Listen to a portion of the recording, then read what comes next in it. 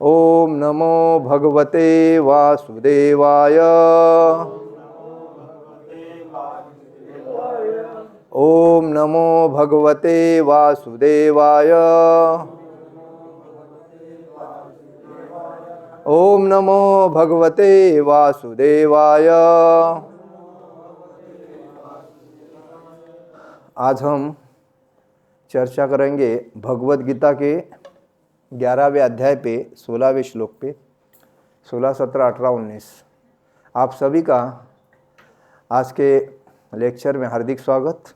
अनेक बाहूदर वक्त्र नेत्रम पश्यामि त्वा सर्वतोऽनन्तरूपम्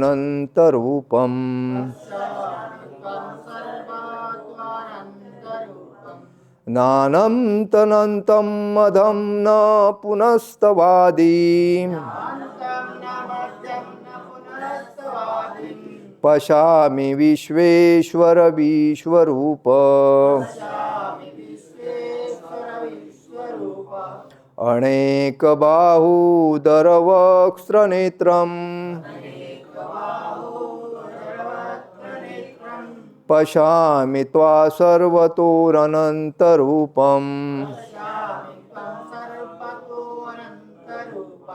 ज्ञातं न मध्यं न पुनस्तवादी पश्यामि विश्वेश्वर विश्वरूप। अनेक बाहूदर वक्त्र नेत्रम् पश्यामि त्वा सर्वतोऽनन्तरूपम्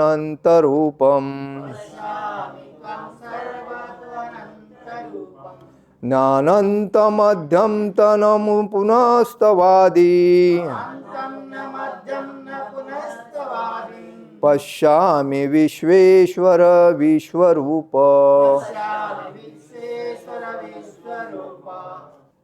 अनेक मतलब कही, बाहू म्हणजे बुझाए, उदर मतलब पेट, वक्त्र मतलब मुख, नेत्रम आंखें, पश्यामि म्हणजे देख रहा हूँ, त्वाम म्हणजे आपको, सर्वता चारों ओर, अनंत रूपम असंख्य रूप, न अनंतम अंतहीन कोई अंत नहीं है, न मध्यम मध्य रहित, न पुनः न फिर, तव म्हणजे आपका, आदिम प्रारंभ, पश्यामि देखता हूँ, विश्व ईश्वर हे ब्रह्मांड के स्वामी, विश्वरूप ब्रह्मांड के रूप में।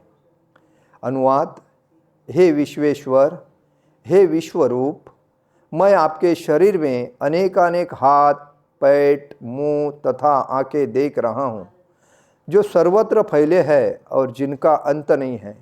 आप में न अंत दिखता है, न मध्य और न ही आदि दिखता है। तात्पर्य में शिल प्रभुपाद जी लिखते, शिल प्रभुपाद महाराज की जय। कृष्ण भगवान है और असीम है, अतः उनके माध्यम से सब कुछ देखा जा सकता है। आगे के श्लोक मैं पढ़ रहा हूँ, आप मत पढ़िए। किरीटिन्नं गदिन्नं चक्रिणं च तजो राशि सर्वतो दीप्तिमनन्तं पश्यामि त्वादुनिरीक्षं समन्ता हिप्तानलार्कलुधिम प्रमेयम्।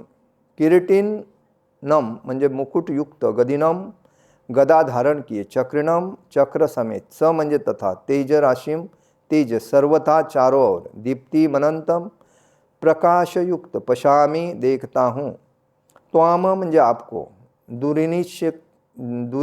दुनिरीक्षम देखने में कठिन, समन्तात सर्वत्र, दीप्त अनल प्रज्वलित अग्नि, अर्क सूर्य की, धुतिम म्हणजे धूप, अप्रेमेयम म्हणजे अनंत। अनुवाद, आपके रूप को उसके चकाचौंध तेज के कारण देख पाना कठिन है, क्योंकि वह प्रज्वलित अग्नि की भांति अथवा सूर्य के अपार प्रकाश की भांति चारों ओर फैल रहा है।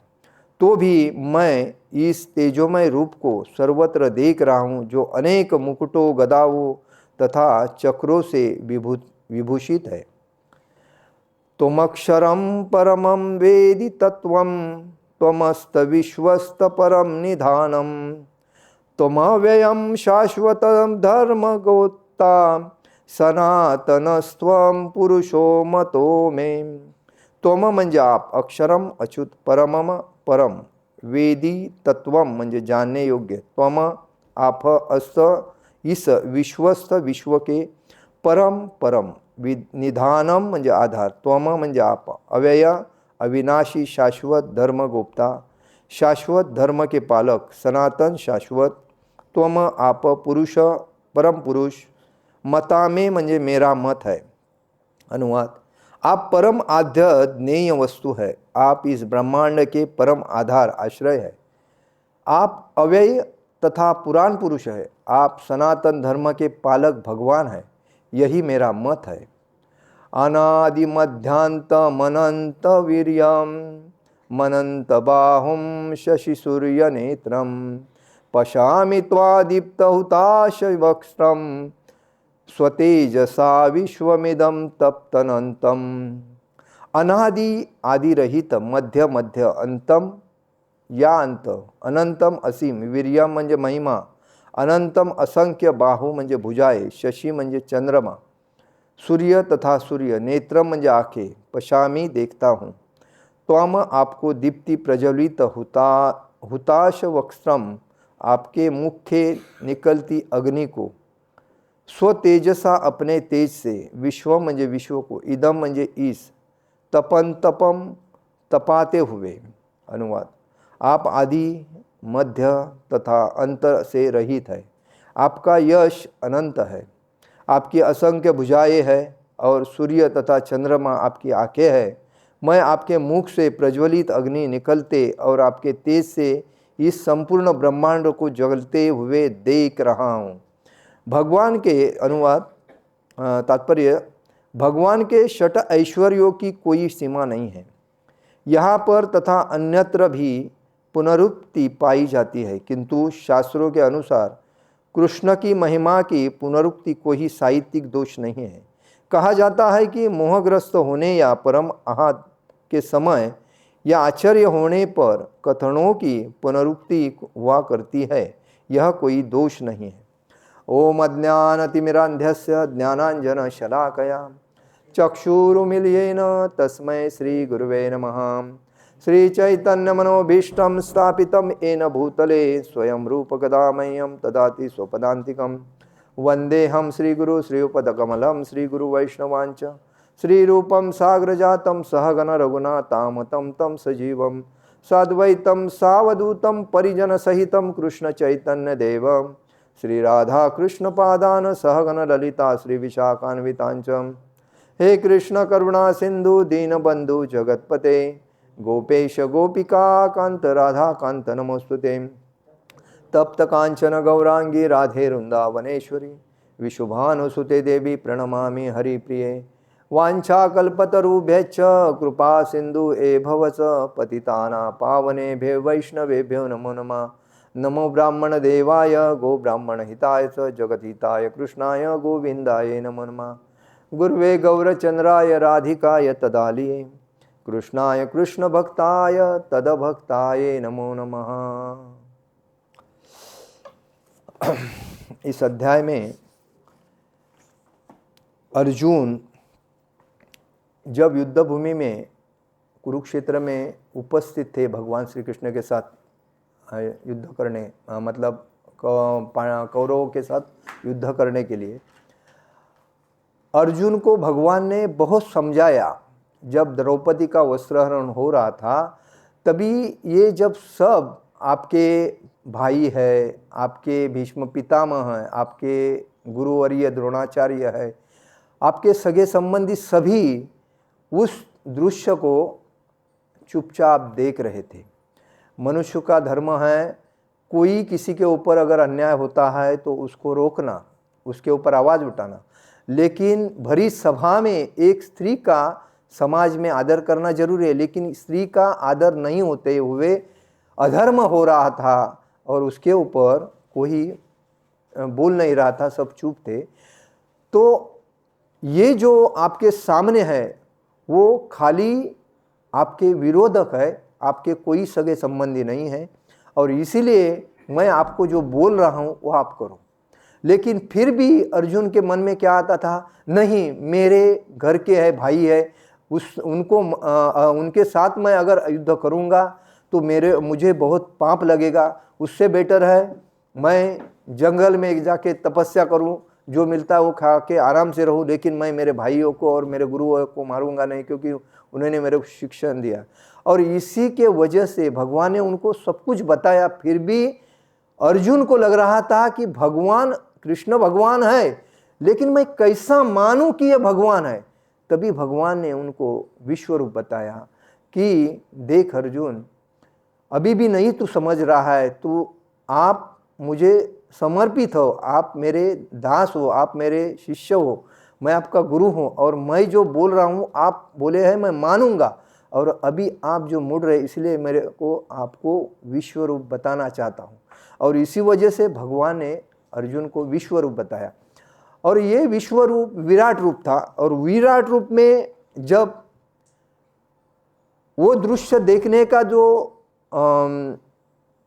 ये दृश्य देखने के लिए दृष्टि जो थी, भगवान ने खाली अर्जुन को ही दी थी। बाकी संपूर्ण करोड़ों सैनिक वहाँ चुपचाप शांति से देख रहे थे, उनको कुछ मालूम नहीं पड़ रहा था ये क्या चल रहा है। तो भगवान ने अर्जुन को ये विश्व रूप देखने के लिए, विराट रूप देखने के लिए उनको एक दृष्टि प्रदान की थी जो वही देख सकते हैं। और इसी वजह से अर्जुन बोलता है कि आपकी हे विश्वेश्वर, हे भगवान, आपका जो रूप है असीम है, कोई मतलब उसका किसी से कंपैरिजन नहीं कर सकता है, असीम है। और वो जब देखता है विश्व रूप विराट रूप, तभी वो अचंभित होता है कि मैं इस कृष्ण के साथ मैत्री में, मित्रत्व में, इनको मैंने कितना क्या क्या बोला है, अपशब्द बोला है, क्या गलत बोला है, और आज ये मेरे सामने विराट रूप में खड़े हैं मेरे भगवान। और इसीलिए उसको करता है, वो समझता है कि अनेक रूप के उनको चकाचौक तेज के कारण देख पाना, उसकी आंखें देखकर एकदम अचंभित हो गई। उनको लगने लगा अरे क्या मैं देख रहा हूँ, मतलब जो प्रकाश था उनको सहा नहीं जा रहा था। और क्योंकि प्रज्वलित अग्नि की भांति अथवा सूर्य के अपार प्रकाश की भांति चारों ओर फिर आग, मतलब प्रकाश इतना तेज सा, हजारों सूर्य के प्रकाश से भी तेज प्रकाश था। तो उनके आंखें जो उनको दृष्टि प्रदान की थी भगवान ने, तभी तो वो देख रहे थे, बाकी तो किसी को नहीं मालूम पड़ रहा था भगवान क्या कर रहे हैं अर्जुन के साथ। तो भी मैं इस तेजोमय रूप को सर्वत्र देख रहा हूं, तो अनेक मुकुटों, गधाओं तथा चक्रों, क्योंकि भगवान के रूप में मतलब अनंत कोटि ब्रह्मांड नायक है वो। जितने देवता है भगवान के अंदर में सेवा करते हैं, सूर्यदेव, चंद्रदेव, वायुदेव, जो भी है वो उनके अंदर है, और वही उनको आदेश देके उनका मार्गदर्शन करते हैं। इसलिए हम सृष्टि पे हवा, लाइट, पानी सबकी व्यवस्था उन्होंने की, इसलिए हम जी रहे हैं। अदरवाइज हम क्या हवा किधर से लेते थे, पानी किधर से पीते थे, और सूर्य प्रकाश किधर से देखते। हम लोग ये समझना चाहिए कि भगवान ने हमारे लिए सब कुछ रेडीमेड करके रखा। जैसा श्रील प्रभुपाद जी ने कृष्ण भक्ति का प्रचार करके नवीन पीढ़ी को एक प्लेटफॉर्म बना के दिया कि आओ मंदिर में आओ, आने के बाद भक्तों से मिलो, भक्तों के मिलने के बाद भक्तों से आपको संपर्क में आपको भक्ति का ज्ञान हो जाएगा। आहिस्ता आहिस्ता भक्ति में आओ, भक्ति में आने के बाद ऑटोमेटिक आपको यहाँ से भागवत धाम जाने का रास्ता मिल जाएगा। बाकी संसार में कोई भी जगह पे जाओ, कितनी भी डिग्री प्राप्त करो, इंजीनियर बनो, वकील बनो, डॉक्टर बनो, पॉलिटिकल बनो, सब आदमी को लूटने का काम करेंगे और पाप कमाने का काम करेगा, अपराध करेंगे। लेकिन यही एक क्षेत्र है जो आपको बैक टू गॉड होम, जहाँ से आप आए थे, इस माया चक्र में घूमने के बाद आपको क्या सही है क्या गलत है, इसका आपको विसर पड़ गया। और इसी वजह से आपको ये माध्यम मिलता है कि यहाँ आने के बाद, भक्तों से मिलने के बाद, आप भक्ति में प्रगति करके एक शुद्ध भक्त बन सकते हैं। उसके लिए श्रील प्रभुपाद ने ये सब प्लेटफॉर्म पूरी दुनिया में बनाया। और ये तो वैसा ही भगवान ने हमें सृष्टि में सब कुछ दिया है। हमारे सामने जितना दिखता है उतना हम बोलते हैं हाँ भगवान ने ये किया है, लेकिन उसके विपरीत भी अलग अलग जगह पे अलग अलग अलग अलग ठिकान पे अलग अलग व्यक्ति है, ऐसी तेजोमय सृष्टि बनाई है भगवान ने। हम कभी कभी इंटरनेट के माध्यम से देखते हैं, लेकिन वैसा तो मालूम नहीं पड़ता, इसीलिए बोलते।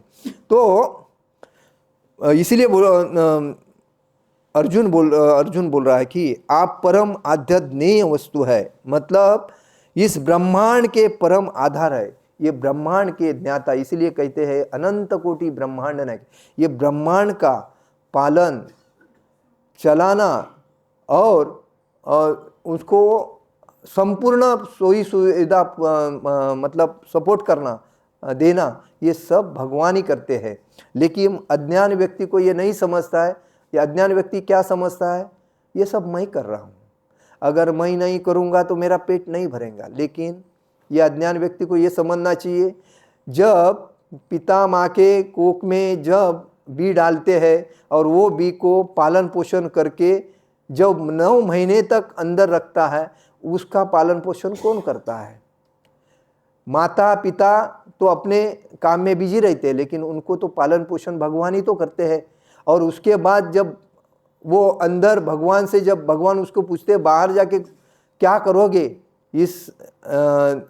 इस मूल मंत्र से बाहर जाके क्या करोगे? नहीं, आपकी तो भक्ति करूँगा, आपके सिवा किसी को नहीं जानूंगा, आप ही मेरे सब कुछ है। लेकिन यहाँ से इस गंदगी से मुझे निकालो, बाहर निकलने के बाद मैं आपकी ही पर सेवा करूँगा, बाकी कुछ नहीं। जब बाहर आता है, माया जाल सब माता पिता काका मामा दादा ताई आका सब मिलने के बाद भगवान कौन है मालूम ही नहीं पड़ता है।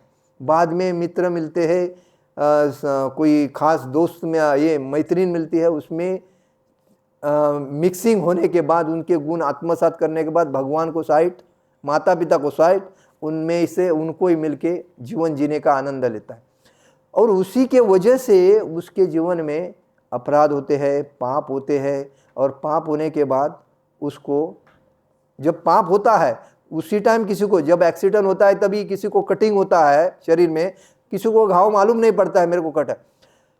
थोड़े टाइम के बाद 2-4 घंटे के बाद उसको पेन होना शुरू होता है, अरे मेरा इधर बहुत पेन हो रहा है, इधर कटिंग हुआ है, ऐसा शुरू होता है। तो यही है, जो लोग पाप करते हैं उसका असर तुरंत नहीं जानते हैं, लेकिन बाद में तकलीफ होने होता है, अरे ये मेरा काम हुआ नहीं, अरे यार उसने मेरे से ऐसा कर दिया, उसके साथ मैं अच्छा था, उसने मेरे साथ। तो ये सब आहिस्ता आहिस्ता दिखना शुरू होता है। तो कहने का मतलब है, अर्जुन बोलते आप अव्ययम तरह पुराण पुरुष है। पुराण मतलब जो ये ज्ञान दिया है भागवतम में, ये भगवान ने दिया है, सब कुछ भगवान ने ही किया है, लेकिन हम जानते नहीं। आप सनातन धर्म के पालक हैं, जो सनातन धर्म करोड़ों सालों से चलता आया है। ये धर्म कोई नया नहीं है कि 20 साल पहले आया है, 20,000 साल पहले आया है, 14 साल 1000 साल। जैसा कि अभी देखिए हिंदू धर्म करोड़ों सालों से है, लेकिन इसमें मुस्लिम धर्म है 1400 साल पहले आया है, क्रिश्चियन धर्म है 1600 साल पहले आया है, और बौद्ध धर्म 600 साल पहले आया है। ये जो है, ये धर्म अभी अभी हुए हैं, लेकिन ये क्यों हुए हैं? भगवान के पार्षद ही इस सृष्टि में आने के बाद भक्ति का प्रचार कर रहे थे, और प्रचार करने के बाद जब उनमें भेदभाव शुरू होने लगा तो वो लोगों ने अपने अपने धर्म स्थापित किए। जैसा मुस्लिम मोहम्मद पैगंबर जो आया था भगवान के भक्ति का प्रचार करने, उसके विचार सही थे, लेकिन उसके जो भक्त जो थे उन्होंने अपने मर्जी से उस मुस्लिम धर्म को अलग मार्गदर्शन देके उसको देखिए अभी मुस्लिम धर्म में क्या क्या हो रहा है। जो धर्म के विरोध है, अधर्म है, वही सबको उसको आत्मसात करके उसको सही मानते हैं। बाकी धर्म में ऐसा नहीं है। क्रिश्चियन धर्म में, जैन धर्म में या इसमें बौद्ध धर्म में ये जो अलग है, तो ये अभी धर्म आए हैं। लेकिन जो सनातनी है उसको विश्वास होना चाहिए कि मैं एक कृष्ण का भक्त हूँ। क्योंकि भगवान राम जो है ये है वो त्रेता युग में आए थे, भगवान कृष्ण द्वापर युग में आए थे। लेकिन भगवान कृष्ण ने करोड़ों साल पहले सूर्य देव को भगवत गीता कही थी। ये तो समझना चाहिए आदमी को। ये सनातन धर्म अभी नहीं है, करोड़ों सालों से है। और उसके मुख्य कौन है? भगवान श्री कृष्ण है। इसीलिए कहा जाता है एक ईश्वर ही कृष्ण है, कृष्ण ही परम ईश्वर है, बाकी सब देवता है। ब्रह्मा जी क्या है? देवता है। शिव जी क्या है? देवता है। ब्रह्मा जी उनके पुत्र है। ब्रह्मा जी के पुत्र शिव जी है। और बाकी शिव जी और ब्रह्मा जी ने बाकी सब सृष्टि निर्माण जब करने के टाइम पे ये पशु पक्षी सब की निर्मित की। और लेकिन उनका पालन करता, सहार करता, संभालने वाला कौन है? भगवान कृष्ण ही है, विष्णु स्वरूप। तो ये हमें समझना चाहिए। लेकिन हम क्या करते हैं? नहीं, हमारा धर्म। अभी इस कलयुग में जब भगवान ने बताया कि ये कलयुग में अलग अलग चीज़ें होती रहेगी और वैसी ही आपके सामने होती रही है और दिख रही है अक्षरशः। तो कहने का मतलब है, इसीलिए सनातन धर्म के पालक जो है पूर्ण पुरुषोत्तम भगवान श्री कृष्ण ही है, उनके सिवाय दूसरा कोई नहीं। और उन्होंने ही इसलिए बोलते सर्वधर्मान परित्यज्य मामेकं शरणं।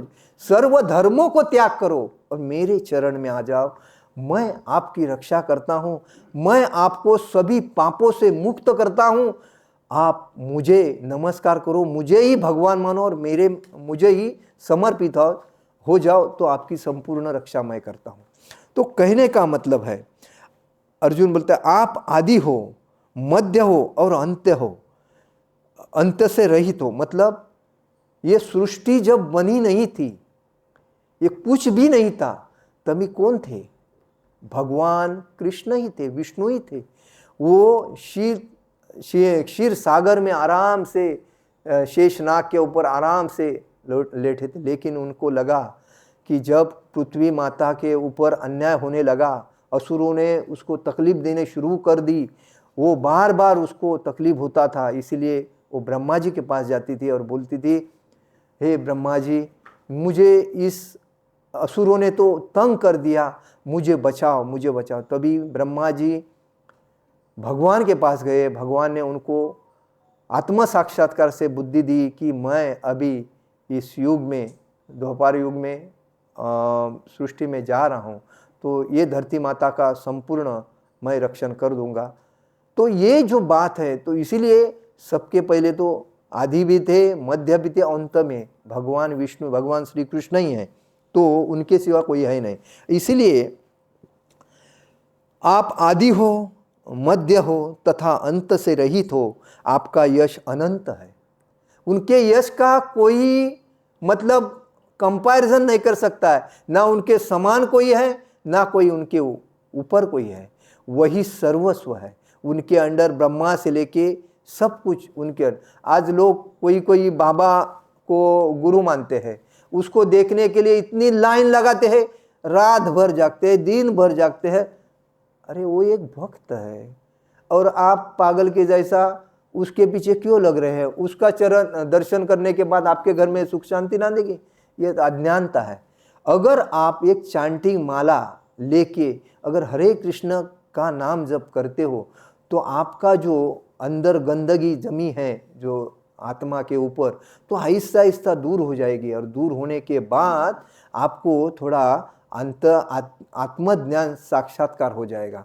लेकिन दर्शन करो, लेकिन उसके पीछे पागल के जैसा क्यों रहे? लोग तो पागल के जैसे ऐसे लगते हैं, अरे भगवान का दर्शन होगा। क्या है? यह अज्ञानता है। और इसीलिए लोग, मैं किसी को दोष नहीं दे रहा हूं, हर व्यक्ति की अपनी अपनी विचार सरणी होती, लेकिन शिल प्रभुपाद जी ने जो किया दुनिया में कोई व्यक्ति नहीं कर सकता। ये लिखित रखो आप, जो प्रभुपाद ने, क्योंकि प्रभुपाद जी को साक्षात पार्षद बना के भगवान श्री कृष्ण ने इस धरती पे भेजा था। उन्होंने संपूर्ण संसार में ब्रह्मचारी, गृहस्थ, वानप्रस्थ, सन्यासी चारों आश्रम का आनंद लिया, लेकिन ब्रह्मचारी में क्या होना चाहिए उन्होंने देखा, गृहस्थी में क्या होना चाहिए और क्या होता है, क्या परिणाम भोगने पड़ते हैं वो भी उन्होंने देखा। और उसके बाद उन्होंने ग्रह को त्याग कर दिया। आज लोग ब्रह्मचारी बनके बाद में देखते हैं गृहस्थ के सामने जाते हैं, अरे यार तेरा परिवार तो सुंदर है, तेरे बाल बच्चे हैं, तेरे पास प्रॉपर्टी है, पैसा है, तू तो सुखी है, देख मैं ब्रह्मचारी हूँ, क्या यार मेरा जीवन ही खराब है क्या। लेकिन इस ब्रह्मचारी को ये नहीं समझता है मुझे भगवान ने अपॉर्चुनिटी ऐसी दी है कि ब्रह्मचारी से डायरेक्ट मैं सन्यासी बन सकता हूँ। लेकिन ये उसका अज्ञान की वजह से वो उधर नहीं देखता, वो इधर देखता है गृहस्थी होने से पत्नी मिलेगी, पत्नी के बाद आनंद मिलेगा, आनंद के बाद बच्चे होंगे, बच्चे के बाद मेरा परिवार होगा, लोग मुझे अच्छा बोलेंगे। तो ये अज्ञानता है। तो शिल प्रभुपाद ने गृहस्थ जीवन क्यों छोड़ा? क्योंकि गृहस्थ जीवन में जितनी तकलीफ है वो बाकी कोई जीवन में नहीं है। सबका जवाबदारी लेके चलो, ब्रह्मचारी का जवाबदारी है, वानप्रस्थ का जवाबदारी है, सन्यासी का जवाबदारी है, समाज का जवाबदारी है, पत्नी का जवाबदारी है, बाल बच्चों का जवाबदारी है, कोई हितचिंतक है, सबका जवाबदारी, सबको लेके चलना पड़ रहा है। और ना कोई दर्द होता है तो किसी से बात भी नहीं कर सकता, अरे मेरा दर्द हो रहा है क्या करूं, अरे मतलब ये सब गृहस्थ बोलेगा तो एक प्रकार का वो इस संसार में एक एक्टिंग का नाटक ही करता है और अपना जीवन जीता है। लेकिन वो कभी किसी ना पुत्र के सामने ना पुत्री के सामने अपना दुख बोल सकता है, ना पत्नी के सामने अपना दुख बोल सकता है। वो चुप तो अपना सहन करता है और चलता रहता है, क्योंकि समाज में प्रतिष्ठा मिलनी चाहिए, नहीं तो लोग बोलेंगे अरे यार देख उसका क्या हाल होगा। तो ये सब ना, लेकिन ये समझता नहीं। इसीलिए ब्रह्मचारी जीवन श्रेष्ठ जीवन है, वानप्रस्थ जीवन श्रेष्ठ जीवन है, और सन्यासी जीवन सर्वश्रेष्ठ जीवन है। क्योंकि जिस व्यक्ति ने समाज में अगर मनुष्य जीवन में आया है और मनुष्य जीवन लेने के बाद उसको अगर ये ज्ञान है कि ब्रह्मचारी हूँ तो मुझे भक्ति करनी चाहिए, दृढ़ता से भक्ति करनी चाहिए, अपने गुरु के पैरों के ऊपर पैर रख के मुझे लोगों को भक्ति का प्रचार करके लोगों को ज्ञान नहीं बनाना है, समाज को ज्ञान की तरफ लेके जाना है, ये मेरा जन्म सिद्ध हक है, ये मुझे आगे जाके करना है। और बाद में सन्यासी बन के लोगों को भक्ति का प्रचार करना, ये उसके जीवन का। ये शादी करना बोलेगा तो जिसमें प्रॉब्लम है, जिसको घर मतलब कोई प्रॉब्लम आता है तो वो लोग करते हैं, ठीक है करना चाहिए, ना नहीं बोलता है। शादी नहीं होएगी तो समाज नहीं बढ़ेगा, संसार नहीं बढ़ेगा, ये मैं मानता हूँ। लेकिन जो भक्ति मार्ग में होना चाहिए, देखो नारद मुनि ने जो महाराज क्या है, कुतु महाराज या कोई महाराज है, मेरे मुंह में नाम है लेकिन आ नहीं, उनके सभी बच्चों पुत्रों को ब्रह्मचारी बना दिया था। क्यों बनाया था? क्योंकि ब्रह्मचारी जीवन सबसे अच्छा जीवन है, और वो गृहस्थ बनेंगे उसके बाद क्या, उसको भक्ति करने को टाइम नहीं मिलेगा। वो अपने बाल बच्चे परिवार के संहार मतलब संभाल करने के लिए उनको टाइम देना पड़ेगा। तो उन्होंने उनको सबको ब्रह्मचारी बनाया। तो कहने का मतलब है, तो इसीलिए अर्जुन बोलता है आप आदि हो, मध्य हो, अंत हो में रहित है, आपका यश अनंत है, आपकी असंख्य भुजाएं है। भगवान की असंख्य भुजाएं है, असंख्य नेत्र है, असंख्य चेहरे हैं, असंख्य शक्ति है, कोई उसका तारतम्य नहीं। क्योंकि सूर्य देव है, चंद्र देव है, अग्निदेव है, वायुदेव, ये वराह देव है, हनुमान जी है, सब गणेश जी है, सभी भगवान के अंदर ही वास करते, और उन्हीं के माध्यम से ये सब अपने अपने भक्ति में आके लोगों को मतलब ये करते हैं क्या, भक्त बनाते हैं, अपने भक्त बना के, वो जैसा गणपति है, गणपति को भगवान ही मानते हैं, क्योंकि गणपति को पार्वती ने जब अपने महल से बनाया, तभी जब शिवजी ने उनका जब सर अलग किया था, तभी सभी देवताओं ने उनको अपनी शक्ति प्रदान की। उसके बाद भगवान विष्णु ने प्रथम, उसके पहले गणपति आने के पहले भगवान विष्णु का ही प्रथम पूजन होता था। लेकिन जब गणेश जी को, पार्वती बहन है भगवान कृष्ण की, तो उन्होंने कहा मेरे पुत्र को शक्ति प्रदान करो। तो पुत्र को जब सभी देवताओं ने शक्ति प्रदान की, उसके बाद में भगवान श्री विष्णु ने ही कहा कि जो भी शुभ मंगल कार्य करेगा उस कार्य में ये गणेश का प्रथम स्थान होगा, क्योंकि इसको अगर कोई स्थान नहीं देगा तो उसमें विघ्न आते रहेंगे। तो इसीलिए कोई भी चीज में गणपति को प्रथम स्थान देके उसकी पूजा करते हैं। लेकिन प्रथम स्थान तो भगवान विष्णु का है, क्योंकि उनसे कोई बराबर नहीं, उनके कोई श्रेष्ठ नहीं है। लेकिन फिर भी उन्होंने अपना क्या भाचा बोलते हैं, क्या बोलते हैं आप लोग, भांजा, भांजा, गणपति ये भांजा है भगवान विष्णु का, भगवान श्री कृष्ण का, तो उनको ये शक्ति प्रदान की। और तो कहने का मतलब है उनमें सूर्य तथा चंद्रमा आपकी आंखें, और इसीलिए इस सृष्टि में हम लोग सूर्य को देखते हैं, चंद्रमा को देखते हैं, नमस्कार करते हैं, क्योंकि भगवान अपने आंखों से हमें देख रहा है। अन्याय क्या हो रहे हैं, पाप किधर हो रहे हैं, पुण्य किधर हो रहा है, किसने अपराध किया, किसके साथ किया, किसको लूटा, किससे हड़प किया, क्यों किया, इसका नियति किसको छोड़ती नहीं, क्योंकि नियति भगवान की असिस्टेंट सब रिकॉर्ड अपने पास रखती है। हर व्यक्ति का, हर 84 लक्ष योनि में जो पशु, पक्षी, कीटक, मुंगी, मनुष्य, प्राणी जो भी है, उनका जो भी है उसके कर्मानुसार उसको जो जीवन मिलता है उसका पूरा हिसाब नियति अपने पास रखती है। उसी बेसिस पे उनको अगला जन्म मिलता है। तो मैं आपके मुख से प्रज्वलित अग्नि निकलते और आपके तेज से इस संपूर्ण ब्रह्मांड को जलते देख रहा हूँ। भगवान के मुंह से, जैसा भगवान श्री कृष्ण ने जब इधर अग्नि लगी थी, तभी मतलब इनको ग्वालों को और सखिया को, गोपियों को बचाने के, ब्रजवासी को बचाने के लिए अग्नि ग्रहण की थी।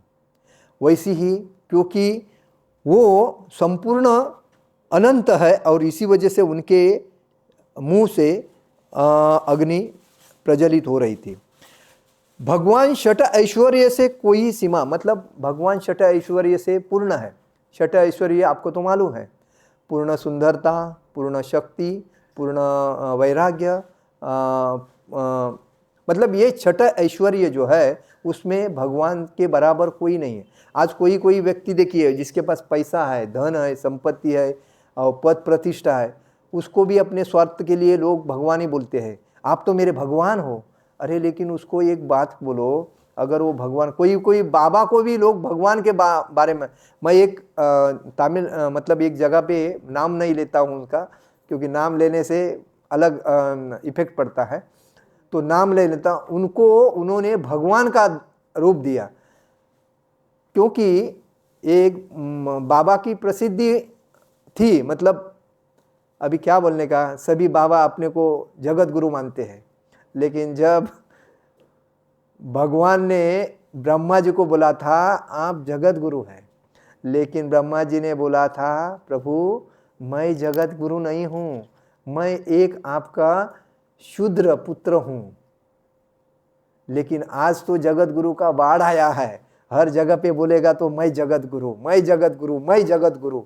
और उनको बोलो अगर जगत गुरु है तो जग में जाके भक्ति का प्रचार करो, तो जग मतलब 2-4 कंट्री में जाके भक्ति का प्रचार करेंगे तो उनको लगता है जगत गुरु। लेकिन अगर कहा जाए तो श्री प्रभुपाद जी जगत गुरु है, लेकिन प्रभुपाद जी भी बोले थे मुझे जगत गुरु कभी मत बोलो, क्योंकि जगत गुरु एक ही है, पूर्ण पुरुषोत्तम भगवान श्री कृष्ण, उनके बराबर नहीं और उनके ऊपर नहीं, क्योंकि वही सबको ज्ञान प्रदान करते हैं, चींटी से लेके ब्रह्मा तक। तो वही सब कुछ उत्पत्ति करते हैं, पालन करते हैं और नाश करने वाले वही है, तो वही जगत गुरु है। तो इसीलिए यहाँ पर तथा अन्यत्र भी पुनरुक्ति पाई जाती है कि किंतु शास्त्रों के अनुसार कृष्ण की महिमा की पुनरुक्ति कोई साहित्यिक दोष नहीं है। कहा जाता है कि मोहग्रस्त होने या परम आह्लाद के समय आश्चर्य होने पर कथनों की पुनरुक्ति हुआ करती है, यह कोई दोष नहीं। देखिए, साहित्य में श्रील प्रभुपाद ने जब अपने भक्तों को अलग अलग क्षेत्र में प्रचार करने के लिए बोला था, तभी वो मतलब साइंटिफिक जो लोग थे उनका पहला विश्वास नहीं था कि ऐसा हो नहीं सकता। लेकिन जब एक प्रभुपाद के शिष्य ने उनको जो भक्ति के बारे में नॉलेज दिया, उस टाइम उनके दिमाग में आया, हाँ ये सत्य है, जो आप जो बोल रहे हैं ये सत्य है, क्योंकि ऐसा होना जरूरी है। तो कहने का मतलब है अर्जुन को विश्वास था कि कृष्ण भगवान है, लेकिन मानव रूप में होने से उनको संशय था, इसीलिए उन्होंने विराट रूप दिखाने का, भगवान को विराट रूप दिखाना पड़ा। भगवान ने बताया कि तुम्हारा सारथी बल्कि संपूर्ण सृष्टि का अधिष्ठाता हूं, मैं तुम्हारा सारथी हूं, लेकिन पूर्ण सृष्टि मेरे से ही चलती है। विराट रूप में अर्जुन को भगवान ने ब्रह्मांड, देवता, ऋषि लोग, काल रूप में सबका मतलब एक्चुअली अर्जुन को भगवान ने कहा था कि आपको इस युद्ध में निमित्त बनना है, बाकी सब तो निमित्त मात्र ही है, इधर खाली आपको निमित्त बनना है कि ये युद्ध लड़ने के लिए, क्योंकि मैं युद्ध नहीं लड़ूंगा, ये मैंने शपथ ग्रहण की थी। भगवान सर्वव्यापक है, सर्वकालिक है, सृष्टि, स्थिति और संहार के कर्ता भी है। अर्जुन के मोह और भय को नष्ट करने के लिए भगवान को विराट रूप लेना पड़ा। अर्जुन युद्ध से पीछे हट रहा था और ये विराट रूप देखने के बाद ही अर्जुन को विश्वास हो गया कि मुझे मेरे गुरु का आदेश पालना है। अर्जुन को अपने भाई, पितामह, गुरु, कुटुंब के कारण पाप से, भय से वह युद्ध नहीं करना चाह रहा था अर्जुन, लेकिन भगवान ने जब विराट रूप बताया तभी उसको मालूम पड़ा। अर्जुन का विराट रूप से अर्जुन को क्या क्या दृष्टांत हुआ। एक तो संशय उसके मन का दूर हुआ, उसके बाद सर्वशक्तिमत्ता प्रकट करने के लिए उसको शक्ति मतलब ज्ञान हुआ, उसके बाद मोह, भय और बंधन से वो पूर्ण नष्ट हो गया, और कर्मयोग का संदेश देने के लिए मतलब भगवान ने कहा तुम कर्म करो, फल की अपेक्षा मत करो, तो ये उसको संदेश मिला। और सामान्य आंखों से उनको ये रूप नहीं देखना को मिलता था, इसीलिए उनको सृष्टि मतलब उनको दृष्टि प्रदान की। और सभी योद्धा पहले से ही काल के द्वारा नष्ट हो गए थे उस कुरुक्षेत्र में, तो अर्जुन केवल निमित्त मात्र था, और वो इसीलिए भगवान उसको विराट रूप इसीलिए दिखाना पड़ा था। कहने का मतलब है आज ऐसे लोग समाज में बहुत होते हैं कि संस्कार, संस्कृति और आध्यात्मिकता नॉलेज न होने की वजह से उनको मालूम नहीं पड़ता है मेरे को क्या करना चाहिए और क्या नहीं चाहिए। और इसीलिए हमें प्रथमतः संस्कार, संस्कृति होनी जरूरी है। संस्कार का अर्थ केवल कोई कर्मकांड नहीं है, संस्कार का अर्थ अपने मन और व्यवहार को शुद्ध करना है। अपने परंपरागत घर में, जैसा श्रील प्रभुपाद जी को दादा पिताजी ने मार्गदर्शन किया था, और साधु संतों को अपने घर में बुला के उनको आदर सम्मान करके उनका मान रखते थे, तो वो ही संस्कार अपने को होना चाहिए। इसीलिए जैसा सोना आग में तपकर कुंदन बनता है, वैसे ही मनुष्य संस्कार से श्रेष्ठ बनता है। इसलिए घर में अपने पुत्र पुत्री को, नई जनरेशन को प्रथमता संस्कार देना जरूरी है। संस्कार में क्या आता है? सत्य बोलना आता है, माता पिता की सेवा करना आता है, गुरु और बड़ों का सम्मान करना, ये सच्चे संस्कार है। जहाँ संस्कार होते हैं वहाँ परिवार मजबूत होता है, और जहाँ समाज, और उसी के वजह से समाज सुरक्षित होता है। संस्कृति क्या है? संस्कृति बात यह है, जब व्यक्ति के अच्छे संस्कार पीढ़ीजात होते हैं तो पीढ़ी चलते वह उसको आत्मसात करके उसकी संस्कृति बनती है और उससे हमें अच्छा बोलने को मिलता है, उससे कैसा चलना ये सीखने को मिलता है, उससे कैसे पर्व मनाते हैं अपने वो समझता है। ये हमारी संस्कृति है। और भारतीय संस्कृति सिखाती है वसुधैव कुटुंबकम, हम पूरी दुनिया एक कुटुंब है और इस कुटुंब के मालिक भगवान कृष्ण है।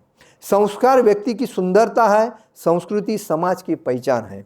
आध्यात्मिकता उसी के वजह से है, संस्कार, संस्कृति और आध्यात्मिकता। और इसीलिए आध्यात्मिकता हमें क्या सिखाती है कि मैं कौन हूँ, मेरा जीवन क्यों है और ईश्वर से मेरा क्या संबंध है। यह बाहर से है, लेकिन भीतर में क्या है, भीतर में हमें अंदर जो आत्मस्वरूप जो है, हम चैंटिंग करते हैं हरे कृष्ण कृष्ण कृष्ण हरे हरे, हरे राम राम राम। इससे हमारे आत्मा के ऊपर जो मल होता है, मन के ऊपर मल जो होता है वो निकल जाता है। तो यही भक्ति करना है, आध्यात्मिकता ध्यान करना है, आध्यात्मिकता सेवा करना है, आध्यात्मिकता और नाम स्मरण करना है, आध्यात्मिकता। यही मार्ग हमें मनुष्य को शांति देती है, संयम देती है और जीवन का सही लक्ष्य दिखाती है। और इसीलिए तीनों संस्कार व्यक्ति बनाता है, संस्कृति समाज बनाता है और आध्यात्मिकता हमें आत्मा का ज्ञान उन्नत करके हमें भगवान के धाम में पहुंचाता है। तो कहने का मतलब है हमें भक्ति में दृढ़ होना चाहिए, अपने परिवार में संस्कार, संस्कृति, आध्यात्मिकता मजबूत करके बच्चों को देना चाहिए। अगर बच्चा नहीं मानते फिर भी उसको एग्जाम्पल के माध्यम से, मंदिर के माध्यम से, भक्तों के माध्यम से उनको सिखाना चाहिए, समझाना चाहिए और लाना चाहिए। और इस वजह से हम भक्ति में आगे बढ़ सकते हैं। हरे कृष्णा कृष्णा कृष्णा हरे हरे, हरे राम राम राम हरे हरे। जगत गुरु शिल प्रभुपाद महाराज की जय, परम पूज्य लोकनाथ स्वामी महाराज की जय, निताय गौर प्रेमानंदे, हरि हरि बोल। आपका किसी का प्रश्न अगर है तो बता सकते हो, किसी के समझ में नहीं आया कुछ, क्या प्रॉब्लम अगर कुछ होगा तो बता सकते हो। तो उसका हरे कृष्ण प्रभु जी। हरे कृष्ण। ये हरे कृष्ण महामंत्र जप करने का बाद हमको अनुभव क्यों नहीं होता कि भगवान का जैसे कि हमारा साथ संपर्क है और भजन में मन नहीं लगता? प्रथमतः हमें हरे कृष्ण मंत्र जप करने के लिए शिल प्रभुपाद जी ने जो दिया है, तो पहले हमारे अंदर जो इंद्रिय तृप्ति है और इंद्रिय के बारे में जो जो शंकाएं कुशंकाएं जो मन में रहती है वो हमें भक्ति में बाधा लाती है। और वो हम चांटिंग करने के वक्त वो बार बार हमारे सामने वही सामने आती रहेंगी, हरे कृष्ण कृष्ण कृष्ण हरे हरे, हरे राम राम राम हरे। अरे उसने तो मेरे साथ ऐसा ही किया था, अरे यार उसने क्या किया, क्या बोलूं अभी क्या कर। ये जब अपने मन में आते हैं तो भक्ति में सक्सेस कैसे रहे, इसको सबको साइड करना। इसीलिए कहा जाता है जो साधु होता है, जो संत होता है, जो एकाग्र एक ही जगह पे बैठ के भगवान के चरण में ध्यान मग्न करके, वो बाकी कोई मोबाइल को या कोई भी व्यक्ति सामने मतलब किसी से बात करना नहीं चाहिए, उसका पूरा कॉन्संट्रेशन, पूरा ध्यान भगवान के चरण में लग के, भगवान कितने सुंदर है, भगवान के तेजस्वी, और मैं भगवान से साक्षात अभी दृष्टि देख रहा हूँ और चांटिंग कर रहा हूँ, मेरे भगवान है। हरे कृष्ण कृष्ण कृष्ण हरे हरे, हरे राम राम राम। तो कैसा आएगा दूसरा दृष्टिकोण, कोई विचार ही नहीं आएगा। लेकिन हमारे मन में पहले ही गंदी भरी है, अरे यार उसने, हम किसी के बारे में बात करने का छोड़ते हैं क्या, मुझे बताओ। पहली अपराध 10 अपराध तो मालूम है, लेकिन फिर भी हम कुचेष्टा दूसरे की बातें करने के बना अपना पेट ही नहीं भरता है। तो हमारे भक्ति में प्रगति कैसी होगी, मुझे बताओ। श्रील प्रभुपाद जी कभी किसी के बारे में नहीं बोलते थे। उनके अभी भी भक्त जो है उनके, जैसे कि कभी किसी के बारे में नहीं बोलते। जैसे गोपाल कृष्ण महाराज जी थे, लोकनाथ स्वामी महाराज जी है, और भी भक्त है, देखो किसी के बारे में नहीं करते। वो उनका ध्यान किधर है, भगवान के भक्ति में। हम क्या करते हैं, 16 माला हो गए, तक बाजू में रख दिया, अपने काम में शुरू। अरे 16 माला तो कर ले। अरे 16 माला ये निमित्त है, आपका जन्म सिद्ध हक है 64 माला करो। भक्ति सिद्धांत सरस्वती ठाकुर जी ने, महाराज जी ने क्या कहा था, 64 माला करो, बैक टू गॉड होम। चाहिए तो उनका पढ़ो, उन्होंने स्पष्ट बताया, चैतन्य शिला प्रभुपाद जी लीलामृत में लिखा है, हमारा जन्म सिद्ध हक है 64 माला करो, हम 16 करते हो गया। प्रभुपाद देखेंगे, प्रभुपाद ने हमें निमित्त दिया है 16 माला, क्योंकि हम बोलते हैं ना हमारे बाल बच्चे कैसे जिएंगे, हमारे को नहीं तो पेट कैसा चलेगा, तो इसीलिए बोला था जो भी है 16 माला करो, बाद में मैं देखता हूँ। लेकिन हमें उस बेसिस पे नहीं रुकना है, हमें कम से कम 16 से ऊपर करना है। 32 करो, 64 करो, एकादशी में आप 25 करते हैं और हो गया मेरा, रख दिया, अभी चला। अरे वृंदावन में रहने के बाद अगर जो व्यक्ति 64 माला नहीं करता है तो फायदा ही क्या है एकादशी के दिन में? कम से कम एकादशी के दिन में 64 माला से ऊपर होना चाहिए, और दर दिन में जो व्यक्ति माला करता है उसके 32 के ऊपर कम से कम होना चाहिए। 16 तो नथिंग है, ये खाली निमित्त मात्र है। इसीलिए आपके विचार आपको डिस्टर्ब करते हैं और भक्ति में प्रगति नहीं होती। भक्ति में प्रगति करने का यही सिद्धांत है, एकाग्रता से भक्ति करो, दूसरे के बारे में कभी बात मत करो, दूसरे ने ऐसा किया वैसा, वो गंदगी मत लाओ। कचरा अपने अंदर भरोगे तो अपनी भक्ति बाहर जाएगी। भक्ति को अंदर भरो, कचरा को दूर करो। हरे कृष्णा कृष्णा कृष्णा हरे हरे, हरे राम राम राम हरे हरे। शिल प्रभुपाद महाराज की जय, परम पूज्य लोकनाथ स्वामी महाराज की जय, निताई गौर प्रेमानंदे, हरि हरि बोल। Hare Krishna, Krishna Krishna,